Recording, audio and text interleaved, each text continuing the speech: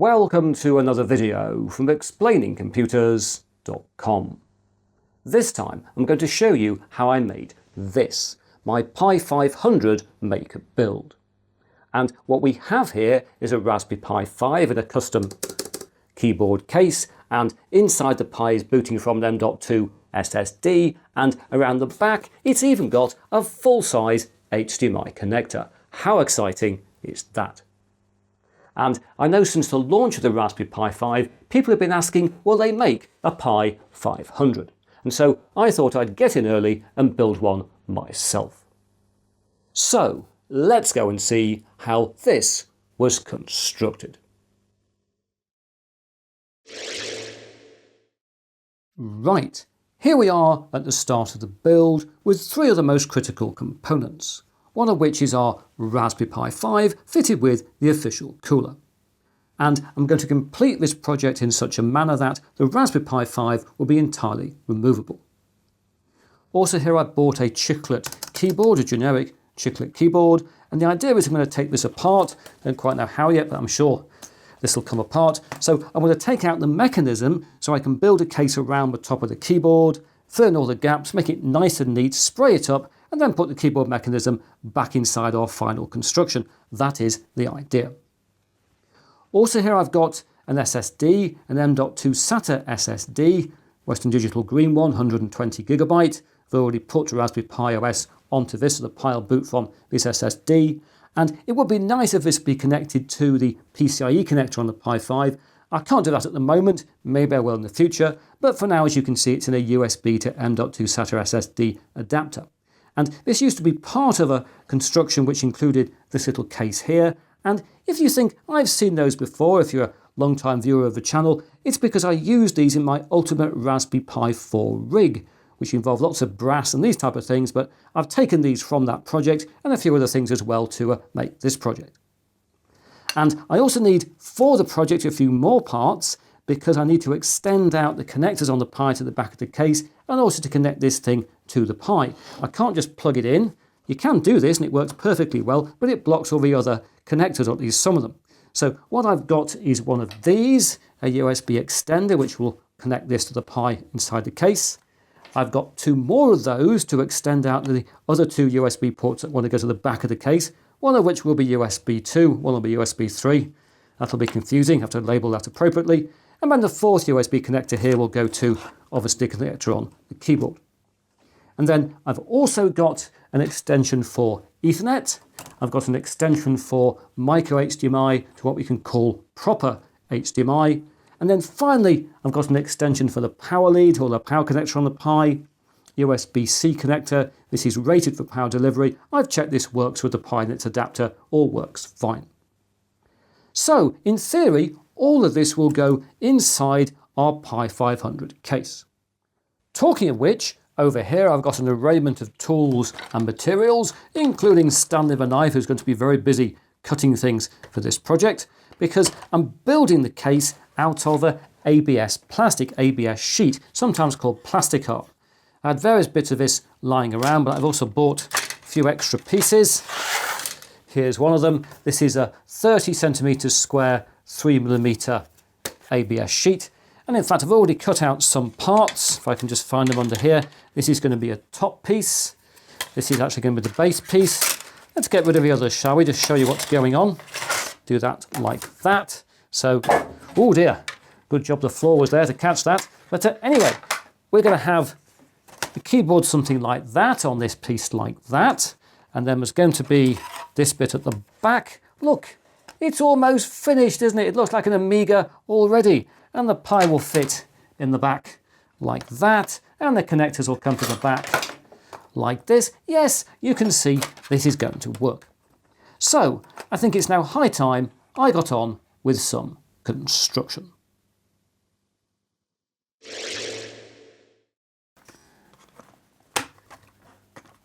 Greetings! I've now taken the keyboard apart, which was a more challenging task than I expected, as I anticipated it would separate into two parts.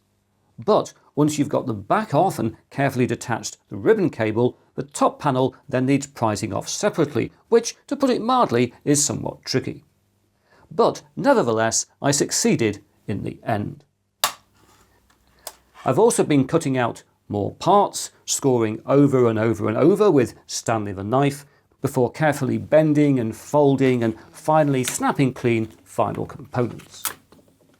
And because I'm using 3mm ABS sheet, for thinner parts I've also been working along them with some pliers to cleanly snap and then separate the final part. After that, I got really busy with some liquid cement, putting the top together, as we can see here. Things seem to be going now quite well. And if you're wondering about the piece of wood, it's strapped on to stop the top of the keyboard panel getting distorted during the build, as it's really important to keep it totally flat or the mechanism won't fit back in properly. Over here, I'm also making good progress with the base of the case, where I've not just solvent welded various parts together, I've also done my first pass of filling and sanding, rounding off edges, trying to make it look like one continuous piece of plastic. There'll be various passes required to finish that off. And if you're wondering on the top about these little wings on the edges, what are they for? Well, if I bring in the top of the case, which by the magic of filmmaking has also had a filling and sanding pass, this drops on like that. And the idea is that I might super glue some nuts here and here, put some holes in, and the idea would be that the top of the case would drop on and I'd put some screws through to hold it all together. Although I'm now starting to think maybe I don't want to have screws in the side of the final construction, so I'm rethinking that idea. And I also haven't put in yet the back panel, because clearly the back panel needs to have cutouts in for all the connectors at the back, so that's quite a complicated piece. I want to work all that out before I actually fix it onto the top of the case. So I think the next thing I need to do is to get the Pi and all the connectors, work out where everything's going internally, how it's going to mount, and then I can get on with the rest of the construction.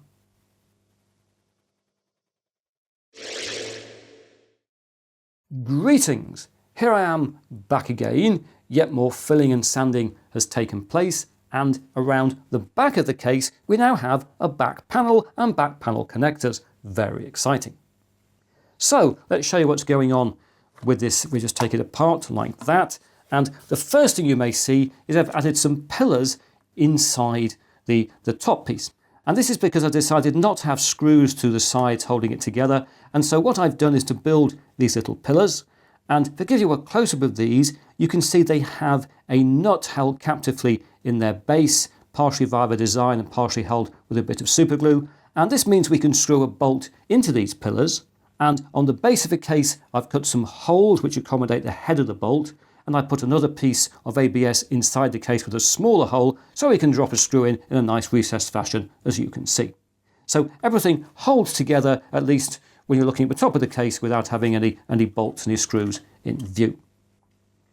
The back panel, that said, has got some screws holding it in place. This back panel is made out of shiny ABS. This will be a final surface, and this is clearly therefore removable by just taking out the screws.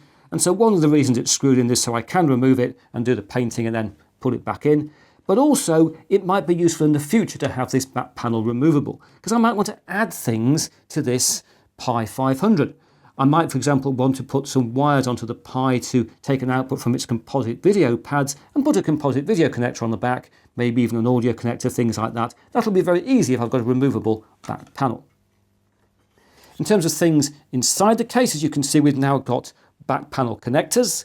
These are super glued onto little blocks, as we can see here. And I did them like this so they're easy to actually position in place like this and like this. And they will, of course, eventually be glued in place, but right now they're just held down with blue tack, so I can actually check the fit. This is what's going on here, a fit test.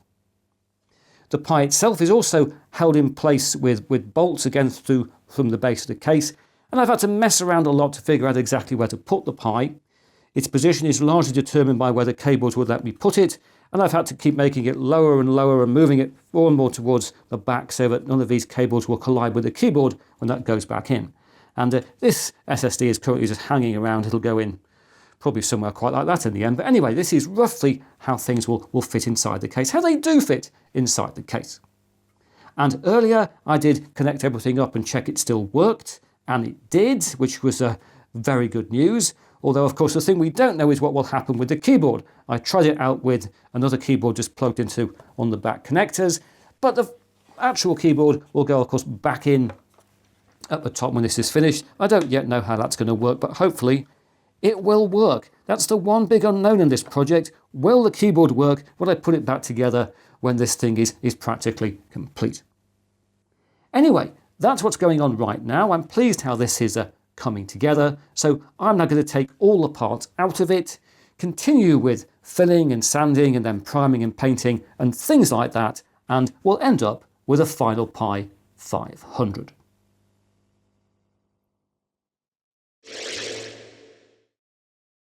So the top paint colour has now been applied and we've ended up with this.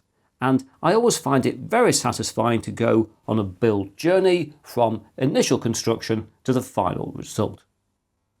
The keyboard mechanism has clearly been put back in and all the keys still work. That's always a great relief when something like that happens. And we take a look underneath like this. You will see that the underneath has got 4 little sticky pads on, and these were the little sticky feet that were on the keyboard.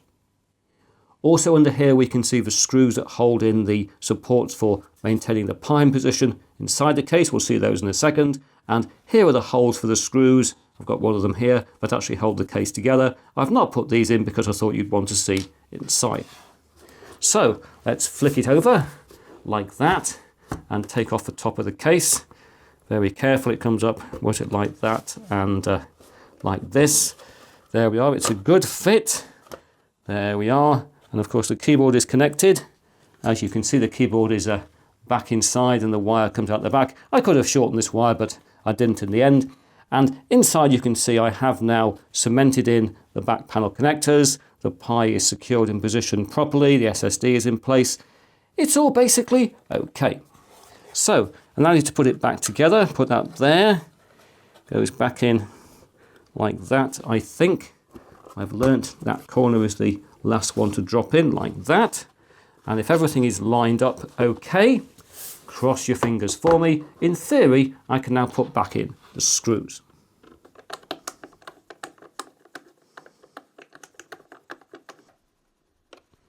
There we are. I'm still being very careful of paint that is less than 24 hours old, but we do have our finished Pi 500.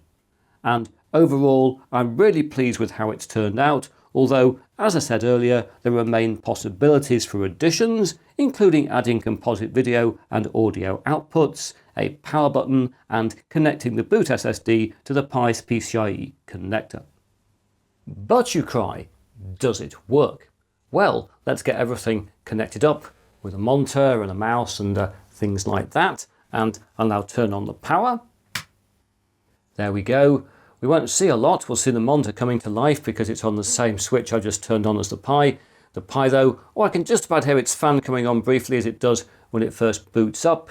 We don't have a power indicator on this case. That's something I can add also in the future. But things do seem to be working, I think. Yes, oh look, we booted to the Pi's desktop. That's a good sign. And our caps lock light does work. You might just be able to see caps lock comes on and off. And let's just check the keyboard is working. Let's just launch, for example, a terminal and do an LSBLK if I can type from this angle. And there we are. Yes, we have a working Pi 500.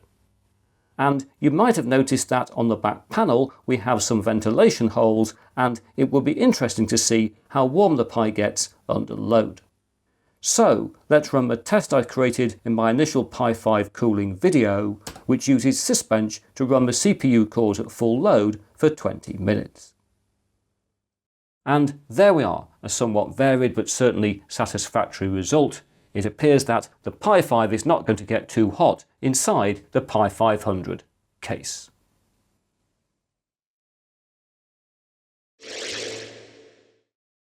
So there we are. I've completed my Pi 500. And is it perfect? Absolutely not. Always when you do a build like this, you get to the end and you go, that's how I should have put it together. You want to start again. And I'm also still debating what colour this should be. I've painted it roughly the colour of an Amiga 500, but I'm still thinking, should this have been black or blue or red or something like that? I don't know.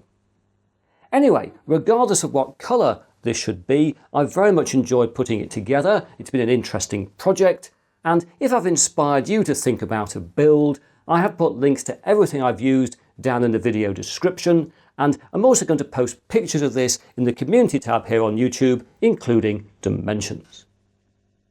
But now that's it for another video. If you've enjoyed what you've seen here, please press that like button. If you haven't subscribed, please subscribe, and I hope to talk to you again very soon.